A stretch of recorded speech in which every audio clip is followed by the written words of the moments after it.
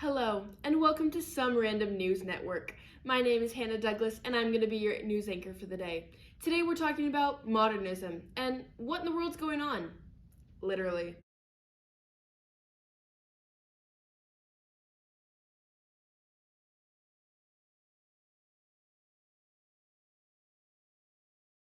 We're starting with England, naturally because it's the head of the West and pretty much every Western movement starts there. Don't believe me? Let's talk about imperialism, the Enlightenment eras, the Great Awakening, and even really cute, trendy trench coats. Starting off, the year was 1901, and Queen Victoria was sadly found dead. So her son, King Edward VII, takes over for a little while, which was a nice, peaceful reign, until we get into the new leader of King George V. During this time, the suffrage movement was beginning to start in England, and some peace was starting to take place when women were finally starting to get the right to vote, until a war happened to break out. Let's see what that decided to look like. So naturally, we all know that World War I was starting with the death of Archduke Franz Ferdinand. And as this Austria-Hungarian died, let's see what that really looks like. Here's what our map started to outline with. So first, Austria-Hungary sent an ultimatum to Serbia, and Serbia, because it was too intense, had to decline. So they started and issued a war. Russia mobilized its army, which made Germany mobilize its army, and of course they began to declare war on both Russia and France, because Germany just seems to always do that when talking about world wars. Basically, Japan ended up also in the war with Germany, and everyone started fighting.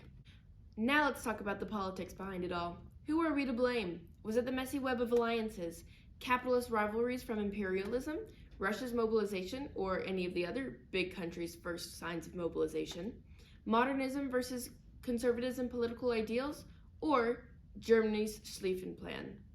Who's to say? But here's what we are to say. There was a lot of new inventions that occurred during this time, especially through war. Things like the machine guns and barbed wires sparked really new, interesting ideas of what new technology could bring to the scene. So after a lot of warfare commenced, basically, they were tired of fighting. And so we have the Treaty of Versailles that ended in June 28 of 1919, making a full close to World War I. Some notable things that happened during this time was the Ottoman Empire came to an end, and many nations suffered with loads of losses due to the war, talking about specific deaths of different men or just losses in general of thousands of people during this time. So, in a literary context, what exactly does death mean? Because of World War I, a lot of these tragic outcomes led to a general sense of disappointment. Different ideas of pointlessness and cynicism came to play. And we also have the lost generation. Not only was there a large amount of people that lost their lives due to the war, but there was also a loss of the nobility of war, ideas of heroism, because how heroic was it to simply dig your own trenches just to die in them, in the case of a war, and, of course, the loss of romanticism. Who needs that anymore? World War I, although it started a little bit earlier in England, was the official beginning to modernism. So, was it really just a war, or did there have to be more? To modernize a society is to, first of all, industrialize a society. So let's see, besides the war, what was happening around this time.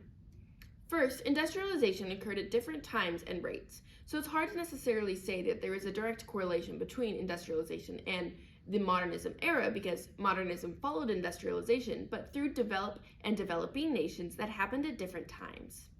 But here's what we do know about industrialization. It did do a multitude of things for the modernist movements. For example, promotion of education, a growth of literacy rates, utilizing a more effective transportation system, and science and technological advancements. Also, because of industrialization advanced, so did urbanism. Cities and city centers exploded. This led to a growing ideas of capitalism, free markets, a diversity of cities, and the growth of consumer culture. Now that we've talked a lot about what's happening in the Western world, let's talk about what's happening in the rest of the world. First, with things like Africa and India that were still under rule of England, they had a lot of influence of the modernist period that just happened to follow a little bit later, obviously because the motherland, got the first influence first. However, with places in East Asia, things like Japan, China, and Korea, that didn't look exactly the same. Because they were never under British rule, they sometimes had their own timeline. Yet, they still followed a lot of the influence of England. For example, Japan had a new movement called, in the English translation, the New Sensationism. A lot of this followed simple ideas of modernism. Not only is historical context important for modernism, but the scientific context is critically important as well. For example, Antoine Becquerel discovered radioactivity in 1896. This was, of course, a big precursor to modernism, but still helped play a key role. Other discoveries, like Max Planck's quantum theory, happened in 1900, and Albert Einstein's theory of relativity came out in 1905. Also, let's talk about the trend of death and unbelief. So, after World War I, obviously, we see a great amount of deaths in the world. Because of this, there's a very common correlation between the widespread death that leads to cultural changes. For example, just as the Black Plague led to the Renaissance, lots of the deaths of World War I are attributed to the rise of modernism, as you can see by our very historically accurately based graph. One of these things that came up was nihilism, which is a huge idea that nothing really matters and there's unbelief. But we'll get some more on that later. So, let's look at this quote. God remains dead, and we've killed him. How shall we, murderers of all murderers, console ourselves? That which was the holiest and mightiest of all that the world has yet possessed has bled to death under our knives. Just like we killed God during the modernist movement, we also killed Romanticism. Sorry, Group 1, but it's modernism's time to seep through. Now that the war is over and people are dead, the world is looking for a new movement of philosophical and literary and art ideas to look to. Let's see some examples.